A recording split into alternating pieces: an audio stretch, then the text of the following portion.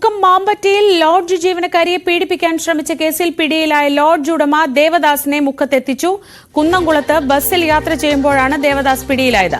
മറ്റ് 2 പ്രതികൾ ഒളിവിലാണ്. പീഡനത്തിൽ നിന്ന് രക്ഷപ്പെടാൻ പ്രാണരക്ഷാർത്ഥം കെട്ടിടത്തിൽ നിന്ന് ചാടിയ യുവതി ഗുരുതരാവസ്ഥയിൽ ചികിത്സയിലാണിപ്പോൾ. MS അനീഷ് കുമാർ വിവരങ്ങളുമായി. അനീഷ്, കഴിഞ്ഞ ദിവസങ്ങളിൽ പ്രത്യേകിച്ച് മിനിഞ്ഞാന്ന് വൈകിട്ട് മുതൽ ഈ ദൃശ്യങ്ങൾ നമ്മളെയൊക്കെ വളരെ അലോസരപ്പെടുത്തുന്നതാണ്, ഞെട്ടിക്കുന്നതാണ്. പക്ഷെ പോലീസിന്റെ ഭാഗത്തു നിന്ന് മാത്രം അങ്ങനെ വലിയ നടപടിയൊന്നും ഉണ്ടായിരുന്നില്ല. ഇപ്പോൾ ദേവദാസൻ കുന്നംകുളത്ത് നിന്ന് പിടിയിലായെന്ന് പറയുന്നു. എന്താണ് പോലീസ് പറയുന്നത്?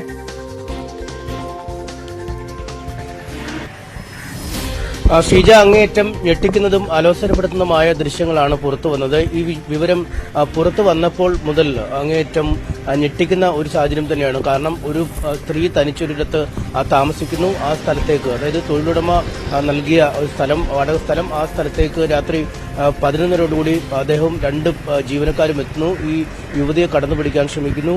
അവിടെ നിന്നും ഓടി രക്ഷപ്പെടാനുള്ള ശ്രമത്തിനിടെ 1ാം നിലയിൽ നിന്നും താഴേക്ക് ചാടുകയും നട്ടെല്ലിനടക്കം പരിക്കേറ്റ് അതീവ ഗുരുതരാവസ്ഥയിൽ ആശുപത്രിയിൽ ചികിത്സയിൽ പ്രവേശിപ്പിക്കുകയും ചെയ്യുന്നു. ഇപ്പോഴും ആ കുട്ടി ICUവിൽ തന്നെ കഴിയുന്ന ഒരു സാഹചര്യം. പക്ഷേ പോലീസിന് 3 വട്ടം മൊഴി നൽകിയിട്ടും അതിൽ FIRൽ പോലും യുവതി ബാൽക്കണിയിൽ നിന്നും വീണു എന്ന് ചൂണ്ടിക്കാണിക്കുന്നു. മറിച്ച് ഒരു പീഡന ശ്രമം എന്ന കാര്യം ആ FIRൽ പോലും ചേർക്കുന്നില്ല എന്ന് കുടുംബം പരാതിപ്പെടുന്നു. വിശദമായ മൊഴി ഈ ലോഡ്ജ് ഉടമ ദേവദാസിന്റെ അടക്കം പേരുകൾ നൽകി ആ പെൺകുട്ടി നൽകുമ്പോഴും പെൺകുട്ടിയുടെ മൊഴിയെ അവിശ്വസിക്കാനുള്ള ഒരു നീക്കമാണോ പോലീസിന്റെ ഭാഗത്തു നിന്നും നടക്കുന്നതെന്നും ആ കുടുംബത്തിന് വരെ സംശയമുണ്ടാവുന്ന സാഹചര്യം. ഏറ്റവും ഒടുവിൽ പീഡിപ്പിക്കാൻ ശ്രമിക്കുന്നതിന്റെ ദൃശ്യങ്ങൾ പോലും പുറത്തേക്ക് വരുന്ന അസാധാരണമായൊരു സാഹചര്യം സൃഷ്ടിക്കപ്പെടുന്നു. ഇതേ തുടർന്ന് മാധ്യമങ്ങളും വലിയ തോതിൽ വിഷയം ഏറ്റെടുക്കുന്നു. വനിതാ കമ്മീഷൻ സ്വമേധയാ കേസെടുത്ത് റൂറൽ SPയോട് വിശദീകരണം തേടുന്നു. യുവജന സംഘടനകൾ പോലീസ് സ്റ്റേഷനിലേക്ക് മാർച്ചെടുത്തു. എന്തായാലും ഈ വലിയ സമ്മർദ്ദങ്ങൾക്കൊടുവിലാണ് പ്രതിയെ പിടികൂടാനുള്ള ഒരു നീക്കമെങ്കിലും പോലീസിന്റെ ഭാഗത്തു നിന്നും ഉണ്ടായത്. കഴിഞ്ഞ ദിവസങ്ങളിലെല്ലാം ഈ ഹോട്ടൽ പരിസരത്ത് തന്നെ ഈ ദേവദാസനും മറ്റ് 2 പ്രതികളും ഉണ്ടായിരുന്നുവെന്നാണ് നമുക്ക് മനസ്സിലാക്കാൻ സാധിക്കുന്നത്. ഒപ്പം ഈ പെൺകുട്ടിക്കെതിരായ ചില അപവാദ പ്രചരണങ്ങളും മറ്റുമൊക്കെ നടത്താൻ ഇയാൾ മാധ്യമങ്ങളോട് മറ്റുമൊക്കെ പറയുകയും ചെയ്തിരുന്നു. വിശദമായ വാർത്താ സമ്മേളനം നടത്തുമെന്ന് പോലും അറിയിച്ചയാളാണ്. അതായത് ഈ കൃത്യം നടന്ന് മൊഴി നൽകി മണിക്കൂറുകൾ കഴിഞ്ഞിട്ടും പോലീസിന്റെ മൂക്കിന് തുമ്പത്തുണ്ടായിട്ടും എന്തുകൊണ്ട് പോലീസ് ഇയാളെ അറസ്റ്റ് ചെയ്തില്ല എന്ന ചോദ്യമാണ് അങ്ങേയറ്റം പ്രസക്തമാവുന്നത്. എന്തായാലും സമൂഹത്തിന്റെ സമ്മർദ്ദം വലിയ തോതിൽ പോലീസിന് മുമ്പിലേക്ക് എത്തുന്നു.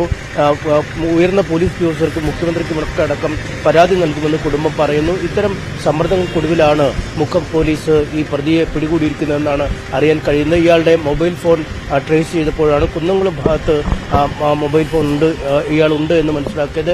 ഇതേ തുടർന്ന് കുന്നംകുളം പോലീസിന് വിവരം നൽകുകയും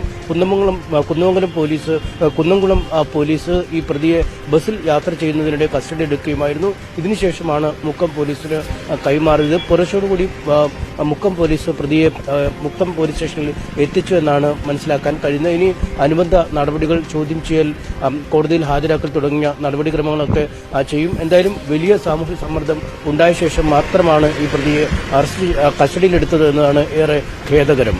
ശ്രീജ, അനീഷാണ് വിവരങ്ങൾ നൽകിയത്. കോഴിക്കോട് നിന്ന് മുക്കത്ത് യുവതിയെ ജോലി ചെയ്യുന്ന തൊഴിലുടമ നൽകിയ സ്ഥലത്ത് താമസിക്കുമ്പോൾ ഈ ലോഡ്ജ് ഉടമയും സഹായികളും ചേർന്ന് പീഡിപ്പിക്കാൻ ശ്രമിച്ചു എന്ന കേസിലാണിപ്പോൾ അയാൾ പിടിയിലായിരിക്കുന്നത്. പക്ഷേ മറ്റ് 2 പ്രതികൾ ഇപ്പോഴും ഒളിവിലാണ്. പോലീസിനെതിരെ വലിയ വിമർശനങ്ങളാണ് ഈ കേസുമായി ബന്ധപ്പെട്ട് ഇപ്പോൾ ഉയരുന്നത്. നെന്മാറ ഇരട്ടക്കൊലപാതക കേസിൽ പ്രതി ചെന്താമരയുമായി ഇന്നും തെളിവെടുപ്പ് തുടരും. പ്രതി കൊലപാതകത്തിന് ഉപയോഗിച്ച കൊടുവാൾ വാങ്ങിയ ഇലവഞ്ചേരിയിലെ കടയിലായിരിക്കും ഇന്ന് തെളിവെടുപ്പ്. അതേസമയം ചോദ്യം ചെയ്യലിന്റെ കൂടുതൽ വിവരങ്ങൾ പുറത്തുവന്നു. പുഷ്പയെ കൊലപ്പെടുത്താൻ കഴിയാത്തതിൽ പ്രതിക്ക് കടുത്ത നിരാശയെന്ന് ആണ് പ്രതി പോലീസിനോട് പറഞ്ഞത്. ഐഷത്തുൽ ഷംന വിവരങ്ങളുമായി. ഷംന, അന്ന് ഈ പുഷ്പ നമ്മളോട് സംസാരിച്ചപ്പോൾ അവർ പറയുന്നുണ്ടായിരുന്നു, ആയുസിന്റെ ബലം കൊണ്ട് മാത്രമാണ് ഞാൻ രക്ഷപ്പെട്ടത് എന്ന് പറയുന്നുണ്ടായിരുന്നു. അത് ശരിവെക്കുന്നതാണ് ഇപ്പോൾ ചെന്താമര പോലീസിനോട് പറയുന്ന കാര്യങ്ങൾ. അതായത് ഇയാൾക്ക് ചെയ്ത കാര്യങ്ങളിൽ ഒന്നും യാതൊരു കുറ്റബോധമില്ല. ഇനിയും അവസരം കിട്ടിയാൽ കൂടുതൽ കൊലപാതകം നടത്താൻ ഉദ്ദേശിച്ചിരുന്നു. ഇത് തന്നെയാണോ ഈ മൊഴികളിൽ നിന്ന് മനസ്സിലാവുന്നത്? തീർച്ചയായും ശ്രീജ, അങ്ങനെ തന്നെയാണ്. കാരണം ഇന്നലെ തെളിവെടുപ്പിന് എത്തിച്ച സമയത്ത് പോലും ഈ പ്രതിക്ക് ഒരു തരി കുറ്റബോധം പോലും ഉണ്ടായിരുന്നില്ല. ഇയാൾ ഒരു ഭാവവ്യത്യാസവും ഇല്ലാതെ അല്ലെങ്കിൽ ഒരു കൂസലും ഇല്ലാതെയാണ് ഇന്നലെ പോലീസിനോട് എല്ലാ കാര്യങ്ങളും വിശദീകരിച്ചത്. അതിനുശേഷം നടന്ന ചോദ്യം ചെയ്യലിലാണ് ഇപ്പോൾ ഈ വിവരങ്ങൾ പുറത്തു വന്നിരിക്കുന്നത്. അതായത് അയൽവാസിയായ പുഷ്പ പുഷ്പയാണ് ഈ കുടുംബം ചെന്താമരയുടെ കുടുംബം തകരാനും ഭാര്യ പിണങ്ങിപ്പോവാനും ഒക്കെ കാരണക്കാരിയായത്. മാത്രവുമല്ല, ഈ ചെന്താമര നാട്ടിലോട്ട് വരാതിരിക്കാൻ വേണ്ടി പല തവണ പുഷ്പയാണ് പോലീസിൽ പരാതി നൽകിയത്. അതുകൊണ്ട് പുഷ്പയോട് ഇയാൾക്ക് വലിയ രീതിയിലുള്ള വൈരാഗ്യമുണ്ട്. പുഷ്പയെ കൊല്ലാൻ കഴിയാത്തതിൽ കടുത്ത നിരാശയാണ് ഇന്നലെ ഈ അന്വേഷണ സംഘത്തിനോട് ഈ പ്രതി ചെന്താമര പറഞ്ഞത്. ഇനി ഒരിക്കലും ഈ പ്രതി പുറത്തിറങ്ങില്ലെന്ന് പുഷ്പയ്ക്ക് ഉറപ്പുണ്ട്.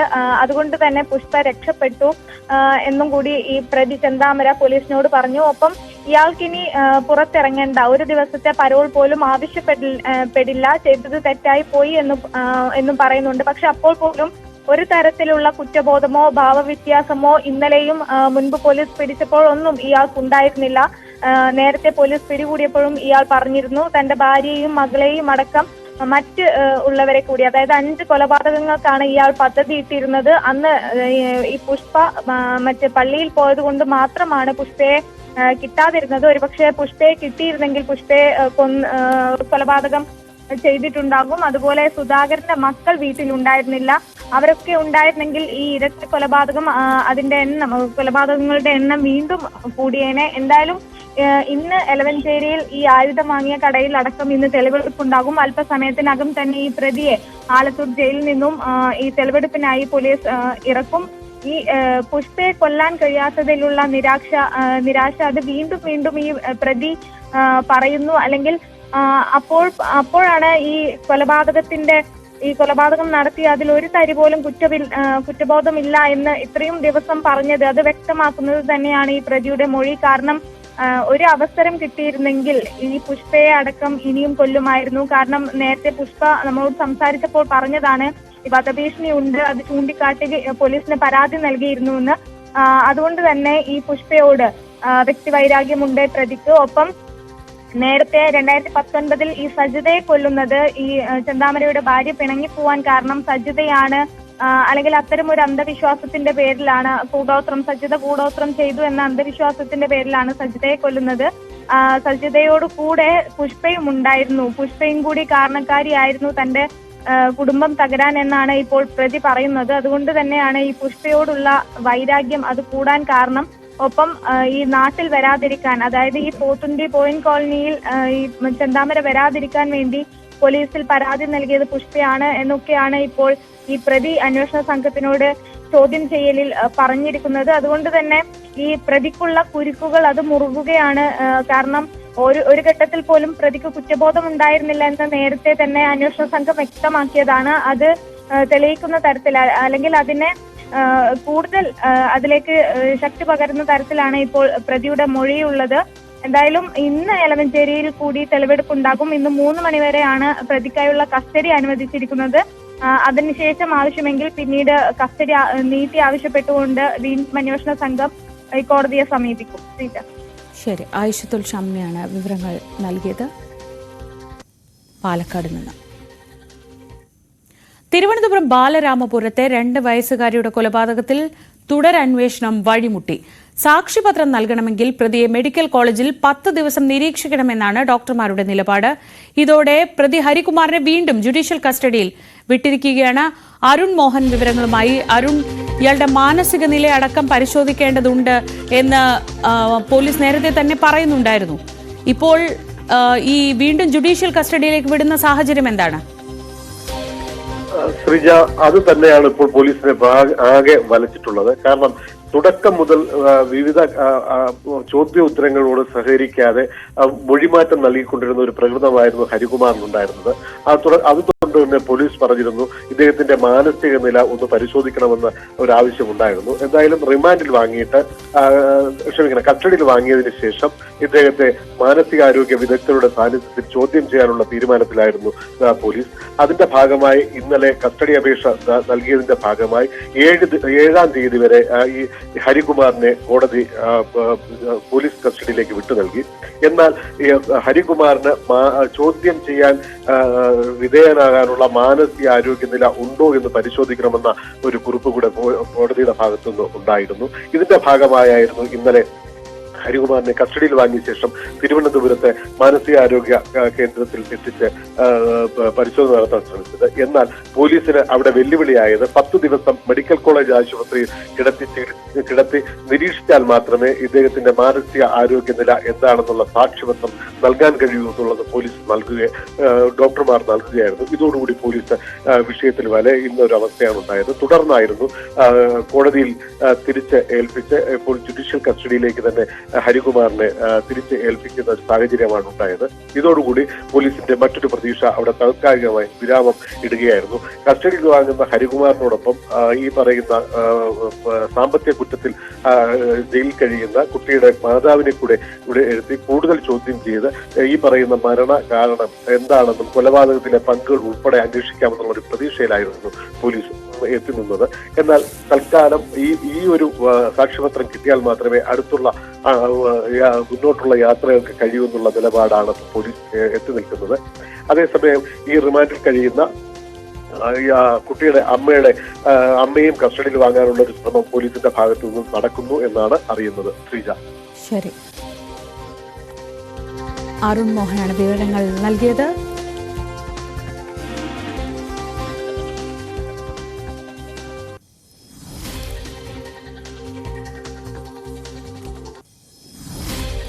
ബാലരാമപുരത്ത് 2.5 വയസ്സുകാരിയെ കൊന്ന സംഭവത്തിലാണ് ഇപ്പോൾ പോലീസ് വഴിമുട്ടി നിൽക്കുന്നത്. ഇനി അടുത്തത് കഴിഞ്ഞ ദിവസങ്ങളിൽ കൊച്ചിയിൽ നിന്ന് വന്ന വാർത്ത. തൃപ്പൂണിത്തുറയിൽ 9ാം ക്ലാസ് വിദ്യാർത്ഥി മിഹ്ർ അഹമ്മദിന്റെ മരണത്തിൽ പൊതുവിദ്യാഭ്യാസ ഡയറക്ടർ ഉടൻ തന്നെ റിപ്പോർട്ട് സമർപ്പിച്ചേക്കും. കഴിഞ്ഞ ദിവസം മിഹ്റിന്റെ കുടുംബത്തിന്റെയും സ്കൂൾ മാനേജ്മെന്റിന്റെയും ഭാഗം ഡെപ്യൂട്ടി ഡയറക്ടർ കേട്ടിരുന്നു. കുട്ടി പഠിച്ച ഗ്ലോബൽ പബ്ലിക് ഇന്റർനാഷണൽ സ്കൂളും ജെംസ് പബ്ലിക് സ്കൂളും NOC ഹാജരാക്കിയില്ല എന്നതടക്കമുള്ള കാര്യങ്ങൾ സർക്കാരിനെ അറിയിച്ചേക്കും. ഡാനി പോൾ വിവരങ്ങളുമായി. ഡാനി, ഇന്നലെ ഈ ഗ്ലോബൽ പബ്ലിക് സ്കൂളിൽ അവരുടെ എല്ലാ അനുമതികളൊക്കെ സഹിതം ഒരു വാർത്താക്കുറിപ്പൊക്കെ പുറത്തിറക്കിയിരുന്നു. അതിൽ ചില കുടുംബ പ്രശ്നങ്ങൾ ഉണ്ടായിരുന്നു എന്ന് ധ്വനിപ്പിക്കുന്ന തരം ചില വാചകങ്ങൾ ഉണ്ടായിരുന്നു. ആ തരത്തിൽ ഈ കുട്ടി പ്രശ്നക്കാരനാണ്, ജെംസ് സ്കൂളിൽ നിന്നും ഈ കുട്ടി വന്നതാണ്, TC വാങ്ങി വന്നതാണ്, അങ്ങനെ പറയാതെ പറയുന്ന ചില കാര്യങ്ങളൊക്കെയുള്ള ഒരു വാർത്താക്കുറിപ്പൊക്കെ പുറത്തിറക്കിയ ശേഷമുള്ള ഒരു ദിവസമാണ് നമ്മൾ സംസാരിക്കുന്നത്. പക്ഷേ ഈ പൊതുവിദ്യാഭ്യാസ വകുപ്പിന്റെ അന്വേഷണത്തിൽ എന്തൊക്കെ കാര്യങ്ങളാണ് വ്യക്തമായിട്ടുള്ളത്? ആ റിപ്പോർട്ടിനെ കുറിച്ചുള്ള എന്തെങ്കിലും വിവരങ്ങൾ നമുക്ക് കിട്ടുന്നുണ്ടോ?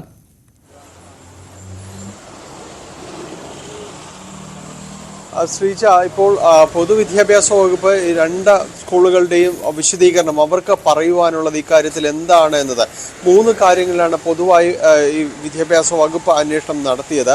അതിൽ ഏറ്റവും പ്രധാനപ്പെട്ടത് സ്കൂളുകളുടെ പ്രവർത്തനം, ഇതിന് മതിയായ രേഖകളുണ്ടോ, സ്കൂളുകൾ ഇവിടെ പ്രവർത്തിക്കാൻ ആവശ്യമായ NOC അടക്കമുള്ള സംവിധാനങ്ങളുണ്ടോ എന്നതും, ഒപ്പം തന്നെയും ഇത്തരമൊരു പരാതി അത് ഏതെങ്കിലും ഘട്ടത്തിൽ ഉയർന്നു വന്നിട്ടുണ്ടോ, മാതാവിൻ്റെ ഭാഗത്ത് കുടുംബത്തിൻ്റെ ഭാഗത്ത് ഏതെങ്കിലും ഘട്ടത്തിൽ ഉയർന്നിട്ടുണ്ടോ, അങ്ങനെ വന്നിട്ടുണ്ടെങ്കിലും അല്ലെങ്കിലും സ്കൂളുകളിൽ റാഗിംഗ് എന്ന സമ്പ്രദായം അത്തരമൊരു പ്രാകൃത രീതി തടയാൻ ഏത് രീതിയിലുള്ള മുൻകരുതലുകൾ അല്ലെങ്കിൽ എന്ത് നിരീക്ഷണ സംവിധാനമുണ്ട്, ഈ പരാതി വന്നിട്ടുണ്ടെങ്കിൽ പോലും അത് നിങ്ങൾ തടഞ്ഞിട്ടുണ്ടോ, അത്തരം 3 കാര്യങ്ങളെ കേന്ദ്രീകരിച്ചുകൊണ്ടാണ് അന്വേഷണങ്ങൾ പ്രധാനമായും തന്നെ ഒരു മൊഴിയെടുപ്പ് അടക്കമുള്ള കാര്യങ്ങൾ നടന്നിരുന്നത്. ഇതിൽ മതിയായ രേഖകൾ ആദ്യത്തെ സിറ്റിങ്ങിൽ ഉണ്ടായിരുന്നില്ല എന്നത് വ്യക്തമാണ്.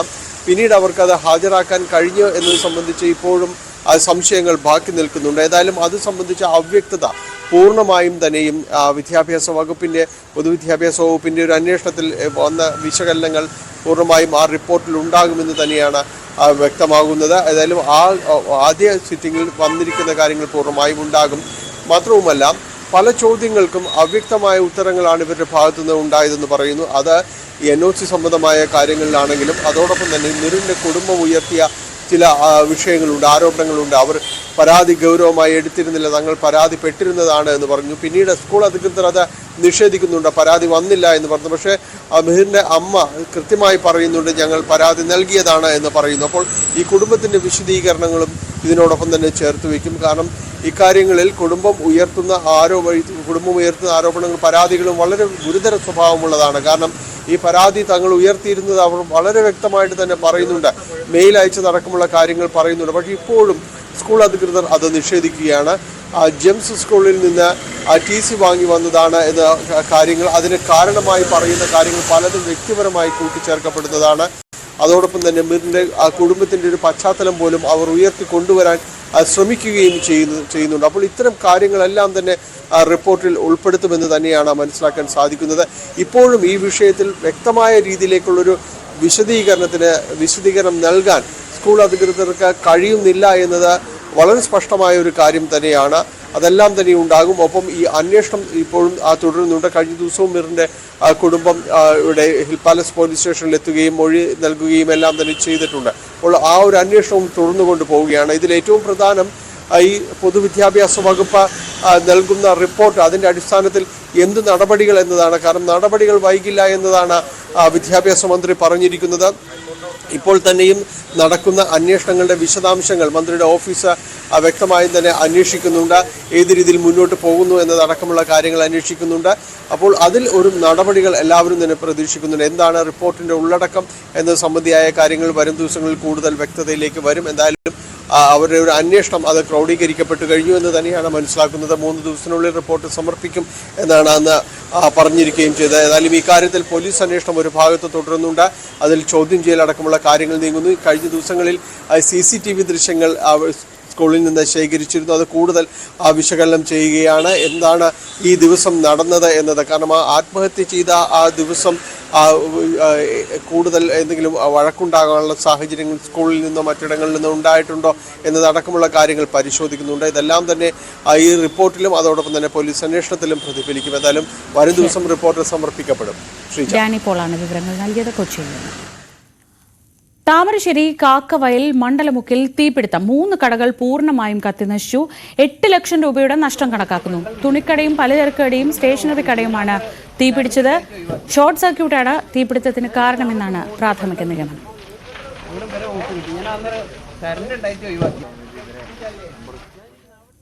കോഴിക്കോട് മുക്കം നഗരസഭയിലെ കളന്തോട് 6.5 കിലോ കഞ്ചാവുമായി ഒഡീഷ സ്വദേശി പിടിയിൽ. ഡിഗിലാണ് പിടിയിലായത്. പട്രോളിംഗിനിടെയാണ് പിടികൂടിയത്. ഒഡീഷയിൽ നിന്നാണ് കഞ്ചാവ് എത്തിച്ചത്. Kollam Chathannoor MES engineering college ഹോസ്റ്റലിന്റെ സർവീസ് ഡക്റ്റിന് മുകളിലെ സ്ലാബ് തകർന്ന് 2 യുവതികൾക്ക് പരിക്ക്. ഹോസ്റ്റലിലെ താമസക്കാരായ മനീഷ, സ്വാതി എന്നിവർക്കാണ് പരിക്കേറ്റത്. കെട്ടിടത്തിന്റെ 4ാം നിലയിലെ സ്ലാബിന് മുകളിൽ യുവതികൾ സംസാരിച്ചിരുന്നപ്പോഴാണ് അപകടമുണ്ടായത്. പരിക്കേറ്റ ഇരുവരെയും കൊല്ലത്തെ സ്വകാര്യ ആശുപത്രിയിൽ പ്രവേശിപ്പിച്ചു.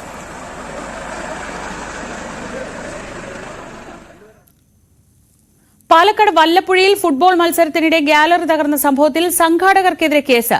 പരിധിയിൽ കൂടുതൽ ആളുകളെ പ്രവേശിപ്പിച്ചതിനാണ് കേസ്. 70ഓളം പേർക്കാണ് അപകടത്തിൽ പരിക്കേറ്റത്. ഗാലറിയിൽ കാണികൾ തിങ്ങി നിറഞ്ഞിരിക്കുന്ന ദൃശ്യങ്ങൾ പുറത്തുവന്നു. ഐഷത്തുൽ ഷംന വിവരങ്ങളുമായി. ഷംന, ഇന്ന് രാവിലെ നമ്മൾ ഈ ദൃശ്യങ്ങൾ കാണുമ്പോൾ തന്നെ അറിയാമായിരുന്നു അത് താൽക്കാലികമായി ഉണ്ടാക്കിയ ഗാലറിയിൽ നിരവധി പേർ. അത് ഈ വലിയ രീതിയിലുള്ളൊരു ആൾനാശത്തിലേക്ക് പോയില്ല എന്നത് തന്നെ അത്ഭുതകരമായി തോന്നും. ഇപ്പോൾ സംഘാടകർക്കെതിരെ എന്താണ് പോലീസ് എടുക്കുന്ന നടപടികൾ?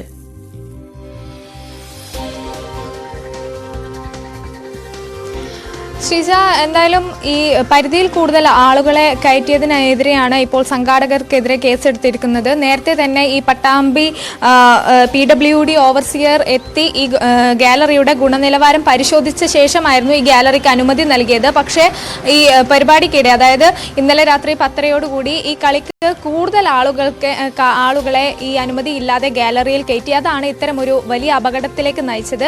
അതിനെതിരെയാണ് ഇപ്പോൾ സംഘാടകർക്കെതിരെ കേസ് എടുത്തിരിക്കുന്നത്. 70ഓളം പേർക്കാണ് ഇന്നലെ പരിക്കേറ്റത്. ഇതിൽ 60 പേർ ഇപ്പോഴും വിവിധ ആശുപത്രികളിൽ ചികിത്സയിലാണ്. 2 പേരുടെ പരിക്കാണ് ഗുരുതരമായി ഉള്ളത്. ഒരാളുടെ നട്ടലിന് ഗുരുതരമായി പരിക്കേറ്റു, ഒരാളുടെ കാലിന് പൊട്ടലുണ്ട്. ഇതാണ് ഗുരുതര പരിക്കുകൾ. മറ്റുള്ളവ അത്ര സാരമായ പരിക്കുകൾ അല്ലെങ്കിൽ കൂടി 60ഓളം പേർ ആശുപത്രിയിൽ ചികിത്സയിലാണ്.